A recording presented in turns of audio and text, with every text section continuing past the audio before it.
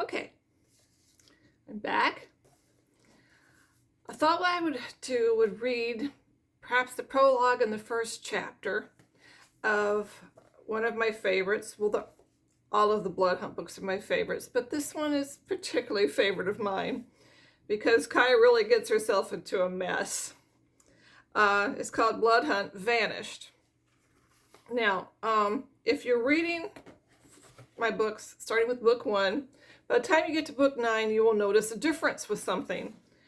The name of Kai's former working partner has been changed.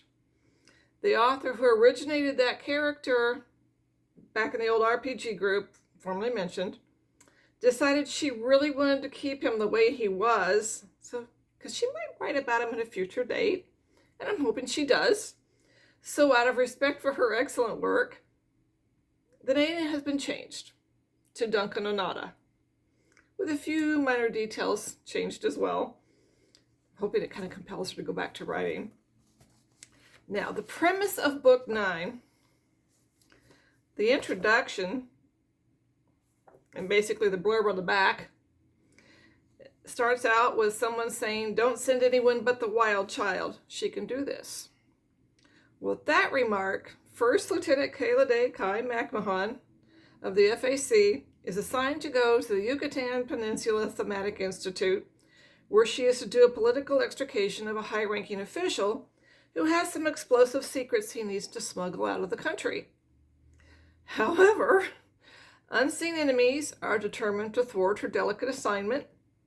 Because of the attempts to stop her, she and the political figure must fall back on Plan B, which is a vague "we go south" sort of plan. So off they run, with the help of some unusual contacts, into the South American jungle. How was she going to pull this one off? After all, there was only supposed to be a 600-mile area she had to traverse with trusted contacts to get them to the pickup spot. So where is she? Well, Kai Riley notes there's a 3,000-mile corridor between retrieval and safety, and somehow the wild child of nature has to get them through it. You'd think in the year 2114 there'd be easier ways to get one's job done, but when it comes to Kai, who knows? Now, there's something else about Kai you need to know. I mentioned that she was called the Earth Warrior. Well, there's something else about her. They call her the Wild Child for a reason. She's also an elementalist. And, well, frankly, doesn't always work. Just when she's wanting a particular ability, it may or may not be there, or, oh gosh, another ability pops up. Yeah, okay, it'll work for what she needs to get done, but how in the heck she's supposed to control it doesn't always work. It's like her genes are going, ha, now for my next magical trick. Okay, we're going to start with the prologue for book 9. Pausing for just a moment to gaze in awe at the sprawling complex before him, Thiago Cabral felt no comfort in the fact that the organization behind the fortified walls would afford him protection. The fact is, it was the only TI, or Thematic Institute, in the Yucatan, and only one of 2 for the entire country, so this meant he had to be sneaky, and very cautious in getting to this one without his cabinet knowing his every move. The Mexican government took a dim view of high-ranking officials defecting. However, the documents he uncovered, and the ensuing cascade of information after that, had to be smuggled out of the country. It was an explosive pile of secrets which Thiago had discovered, and he knew the FAM government would need it to survive. Plus, he did have family living in FAM, Free America, and he would never forgive himself if anything untoward happened to them. Thus, he took a deep breath, glanced over his shoulder at the alternating landscape of lush plants versus dusty paths, then turned to the large, ominous-appearing black and gold door of the Yucatan TI, and quickly tapped on the pressure plate set at eye level. One word was whispered when the panel slid open: "Sanctuary," which was answered with a small side door hissing open, and a garbed figure clad all in black gestured for him to enter. Hurrying the man asking for sanctuary into a soundproof room, the figure asked just one question. Sanctuary from what or whom? From political danger, Thiago firmly replied. I wish to defect to FAM, as I have uncovered dangerous information which could cause destruction on a wide scale. It is deep within the Mexican government and must be smuggled out. Your name? Thiago Cabral, Secretary of Public Security. Or, well, rather, I am Minister of Public Security until they discover my absence. The questioner immediately stood at attention and saluted. Minister Cabral, sir, please could we dispense with the formalities? How do we get me out of this country? Holding up the black bag, Thiago added, and this. Nodding in understanding, the officer of the tower motioned for Thiago to follow him through an underground tunnel, which led to the TI chief's office. We use the tunnel for defectors, the officer replied, so no one can actually claim to have seen the person enter our establishment. Gravely listening to the defecting Minister of State, YTI Chief Azaralo, I think I got that right, nodded in understanding, while also tapping out a top-secret code frequency on his computer. The code connected him to a FAM satellite, which in turn connected him to a particular FAM representative. Seeing the urgent coded message and what it pertained to, she in turn sent it to the message to a South FAC representative. Knowing this was beyond the scope of any available personnel in South FAC headquarters, they instead sent it to Central FAC headquarters in Chicago. Once there, a message was shot back to the chief. Central FAC received, agent being contacted, hold and hide. Nodding at the message, Azaralo triggered a special emergency switch, which connected his office to security. Chief, send security to escort our special guest to the safe room. Make sure he is protected 24/7, give him a change of unrecognizable clothing, secure his briefcase, and see to it that the chef feeds him. By the looks of our guest, I'd hazard a guess, he has not eaten in days. FAC will be sending a specialized agent to pick up. Sir, yes, sir. Right this way, Minister. You are safe with us.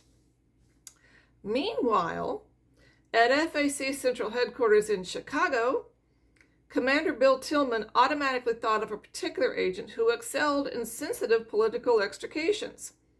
Unfortunately, the man was away in Japan looking over some requisite acquisitions for his antiquities business, because the agents and soldiers, however you want to call them, all had side jobs outside of the FAC or other interests. However, a video call was possible on a secured transmission. Perhaps he could be persuaded to cut his business trip short. After all, it was an emergency. Listening to the situation, the agent, Major Duncan Onata, shook his head and asked if Colonel McMahon could be included in the call, as in a way he would have a vested interest in this situation. Once Mac was seated, he was greeted by the infamous ice green eyes of a certain black-haired agent. Again, Duncan refused the assignment. I am unable to return just yet, but I know of only one other agent who could pull this off. Mac, you need to call the first lieutenant in. Don't shake your head at me like that. Kai is fluent in Spanish and can read people's minds.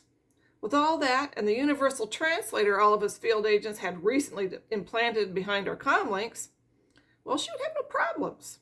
Remember her, see the shadow be the shadow trick of hers? This is right up her alley. Mac had to protest, citing his concern for her leg. That is, until those icy green eyes stared back at him through the vidlink.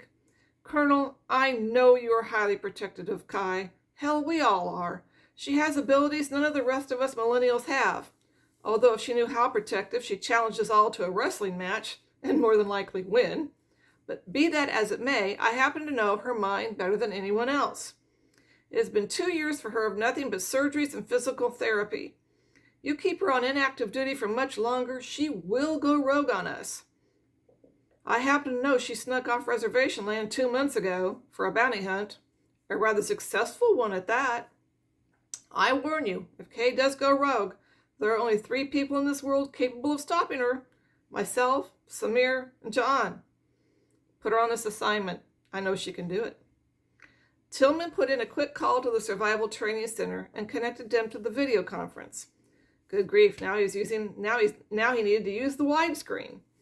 The first person showing up was Administrator Tanya Reck, with all those cute freckles of hers. She was not fooled for a second with his casual request for an unofficial update on the training center, especially when she noted Mac and a certain rather handsome green-eyed man who was obviously not in the room with him. "What is this really about, Commander?" Tanya asked with a much put-upon sigh. "I have recruits asking for the dumbest things, a second-in-command ready to pull his hair out, pilots chafing for airtime, and numbers which refuse to add up. I am in really no mood for idle chit-chat right now. Honestly, if one more person asks for something inane, I swear I will put in for a field assignment to Bora Bora just to have a change of scenery." Everyone on the chat link up waited and waited. Finally, Tillman sighed and slowly shook his head after a certain agent cleared his throat. Fine. I will ask. Administrator Reck, does Chief Cadwell think that First Lieutenant is ready for active duty? We have a situation down in the Yucatan, and Major Onada seems to think she'd be perfect for the task. Shrugging just once, Tanya did one better than looking at Cadwell's latest report. She called him in. And Chloris. Good gods, how many more people were going to be in on this vid call? Both Cadwell and Chloris listening to the situation brewing down in the Yucatan, with Chloris firmly stating her opinion and having Kai take care of it, even adding in what Duncan had already pointed out. She is fluent in Spanish, after all. Smiling knowingly, Tanya called for her commanding officer, plus a certain crazy chopper pilot, to come to her office on the double. Kai and Tigger literally slid in at the same time. Of course, they had run when called. "What is the emergency?" Kai asked in a hurry, then pulled up in a smart salute. "Commander Tillman, Colonel." "And Duncan?" "Ill, it must be bad if they called you in on it." "Lieutenant McMahon," Tillman sighed, "we have a top-secret extrication in the Yucatan, and the Major here insists that you are the one for the job." "About damn time. One more week of this off-duty crap, and I was going to climb the Tomsock just to prove I was fully healed. When do I leave?" "Tigger will fly you down there and land under cover of darkness. YTI has a large open courtyard specifically designed for choppers. You will land while Tigger takes off for the pickup spot. You will go into the farmer's market the next day, where your contact will meet you. Grab any necessary items while there. Then the contact will take you and the defector to the safe pickup spot in Palizada, Mexico, where Tigger will be waiting for you. It is a quick in and out assignment. Tigger, your chopper is being prepared as we speak. Both of you go on." Grabbing their normal gear for such an assignment, both women joyfully left the training center, relieved to finally have something to do. Duncan slowly shook his head before signing out of the vid conference. In his humble opinion, Kai looked far too eager for the assignment. He hoped he'd given a timely warning about her mindset. 2 days later, Tigger waited at the pickup spot from break of day for 12 hours. She was only 6 hours from Merida, which is where the YTI was located. A mere 330 miles, really. The entire wait was spent monitoring Kai's transmissions. Then, quite to her shock, and probably everyone in the FAC, gunshots were heard echoing through the comlink, with Kai yelling directions plus apparently returning fire. Contact down, taking cover." Even more gunfire was heard, then murmured conversation with an unknown person. Finally, Kai indicated she was returning to YTI. Then silence. After 6 hours, Tigger began asking questions, but to much to everyone's consternation, it seemed that Kai and her assigned extrication had dropped all contact. Needless to say, all hell broke loose back in FAM territory, especially when YTI claimed both parties had left the fold. Where were they? People simply did not vanish. I'm going to leave it at that, so you have to read the rest of the book.